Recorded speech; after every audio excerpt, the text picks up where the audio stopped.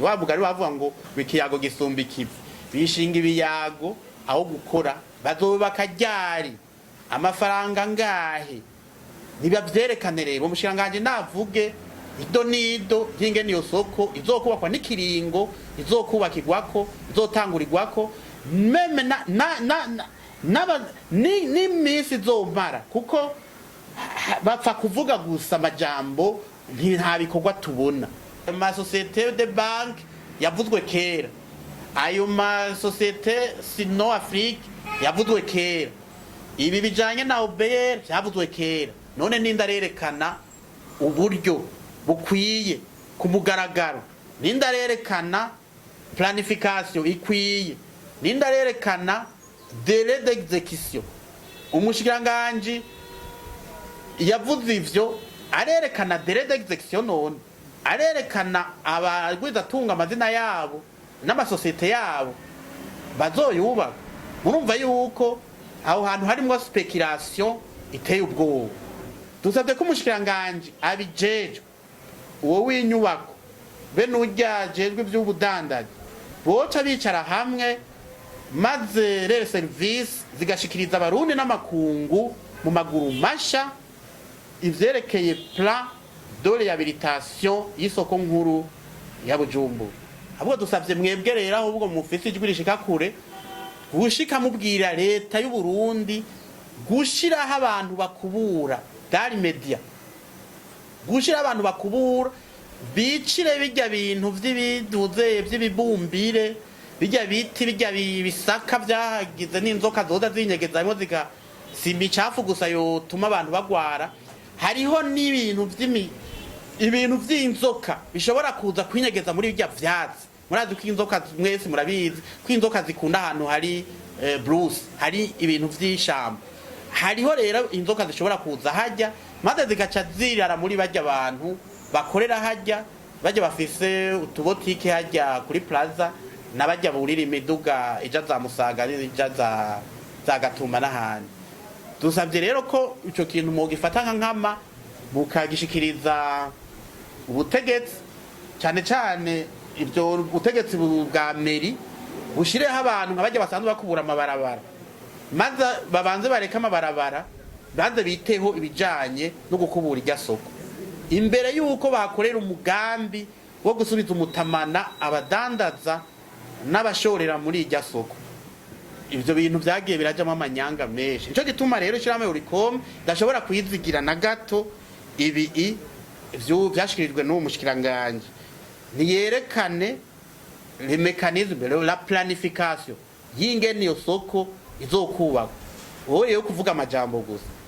Dusabye rero dushimitse ko uwosubira kuvuga serukira leta y'u Burundi yo kwerekana ico bita la planification.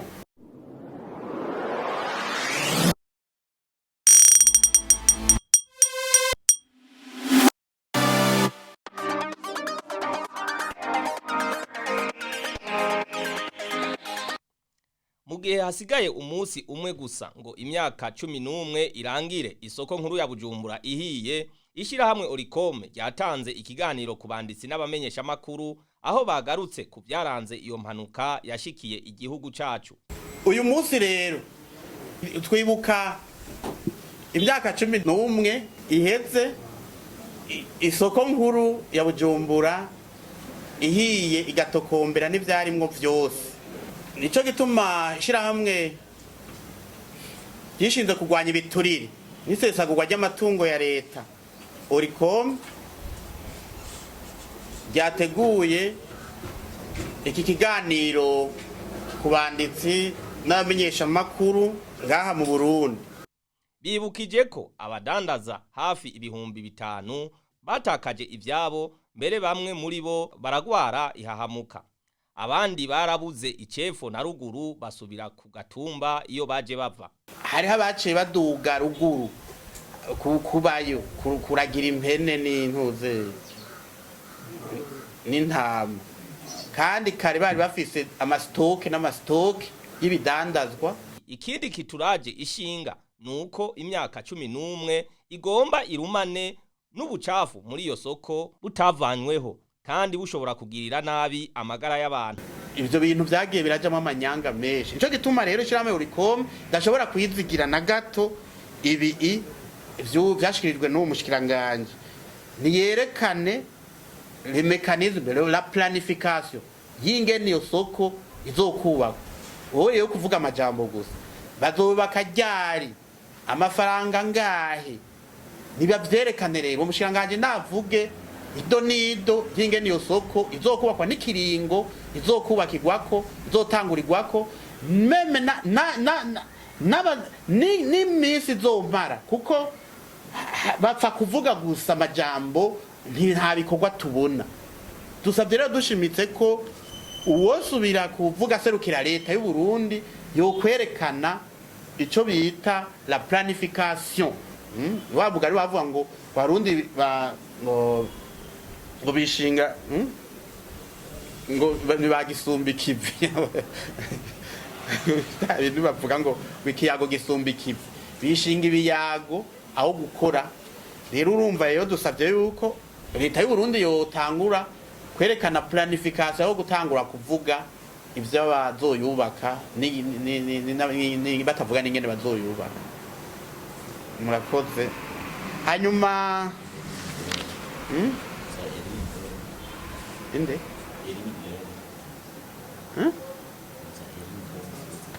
vya Kazoza FM, Kazoza FM yavuze ngo hari abapfa ngo barapfa nyumenga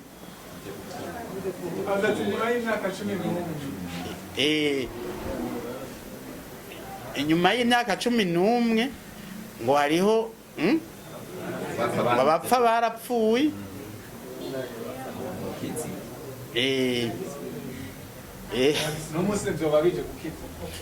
Urumva none mugomba tubandanya abantu bapfa none, oya tugomba tuzitire kugira ngo izo produit nocif zasigaye hejya muri rya soko, no kuvuga bijya bita les produits chimiques bishobora gutera ingwara. Kandi nubu naho bivuga ngo bapfa barapfa, hariho nubu abashobora gupfa, hariho nubu abiyongera kuri abo bapfuye. Rero mu gihe leta itokubura, mu gihe hatokorerwa igikorwa nyezina, no kuvuga umugambi wa leta mugabo uteza imbere abanyagihugu hakurya irya soko yari imeze, ntibakorera ivyo arivyo vyose aho oye muri ico gihe abapfa bobandanya bapfa n'ubundi.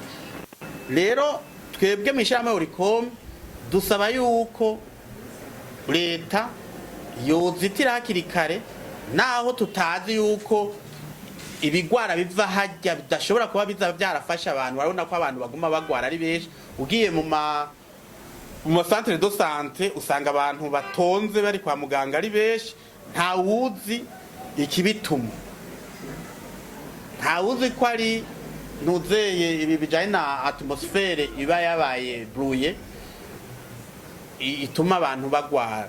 Birashoboka ko ibiva hajya bishobora kwandukira abantu kubera ahantu hose hadakubuye, hatari salete, ahantu hatagira salubrité hategeza gutera ingwara. Ivyo ngira ngo nta muntu numwe atabizi, n'utagiye n'udakora mu byo kwa muganga, n'utari umuganga arazi neza yuko ahantu hadakubuye hatera ingwara, ingwara z'ibyaduka, ingwara zituma abantu bamererwa nabi bakabaga no gupfa bagapfa. Ivyo ngira ngo nta numwe atabizi. Ahubwo dusavye mwebwe rero ahubwo mufise ijwi rishika kure, gushika mubwira leta y'u Burundi gushiraho abantu bakubura dari media, gushira abantu bakubura bicire bijya bintu vy'ibiduze vy'ibibumbire, bijya biti bijya bisaka vyagize n'inzoka zoza zinyegezamwo simba icafu gusa yotuma abantu bagwara. Hariho n'ibintu ibintu vy'inzoka bishobora kuza kwinyegeza muri bijya vyatsi. Murazi ko inzoka mwese murabizi ko inzoka zikunda ahantu hari Bruce, hari ibintu vy'ishamba. Hariho rero inzoka zishobora kuza hajya maze zikaca zirara muri bajya abantu bakorera hajya, bajya bafise utubotike hajya kuri plaza n'abajya burira imiduga ija za Musaga n'ija za Gatumba n'ahandi. Dusabye rero ko ico kintu mu gifata nka nkama bukagishikiriza ubutegetsi cyane cyane ibyo ubutegetsi bwa meri bushireho abantu nk'abajya basanzwe bakubura amabarabara, maze babanze bareka amabarabara baze biteho ibijanye no gukubura irya soko imbere yuko bakorera umugambi wo gusubiza umutamana abadandaza n'abashorera muri irya soko. Murakoze. Olucome kandi irababajwe n'ukuntu atamatohoza yimbitse yabaye kugira bamenye icatumye iyo soko yari ikigega cy'igihugu isha. Kira noneho isoko nkuru uravye n'ikibanza yarimwo yari mu kibanza cyo hagati na hagati kwituriro ry'amabisi hagati mu gisagara ca Bujumbura, igisagara buho mbere ari gisagara c'ubutunzi ari umugwa mukuru w'ubutunzi, kare hoho bari bayubatse ikiri umugwa mukuru wa politiki. Ubu hoho rero hamwe yokuba kujya soko mpanure leta niyo yoca iranga yoca bakaranga muntu ko umugwa mukuru wa Bujumbura ari umugwa mukuru w'ubutunzi koko, atari bivugwa ku majambo gusa ntiyo bivugwa hano. Dusabye ko umushikiranganje abijeje uwo w'inyubako be n'ujyajejwe ivy'ubudandaji boca bicara hamwe maze rero service zigashikiriza abarundi n'amakungu mu maguru masha ivyerekeye plan de réhabilitation y'isoko nkuru ya Bujumbura. Umushikiranganje yavuze ivyo arerekana délai d'exécution none arerekana abagwiza tunga amazina yabo n'amasosiyete yabo bazoyubaka. Murumva yuko aho hantu harimwo speculation iteye ubwoba. Mu kurangiza Olucome isaba leta kwitwararika amasoko yose mu kuyaronsa ya miduga y'ukuzimya bita bizimya moto ku masoko yose, kuronsa indishi y'akababaro abadandariza muri iyo soko yahiye no gukora ibishoboka byose kugira ngo ubucafu buri muri iyo soko bushobora kugirira nabi amagara y'abantu buvanweho. Bagasaba kandi leta gusanura iyo soko vuba bwango isubire kuba ikigega cy'igihugu koko.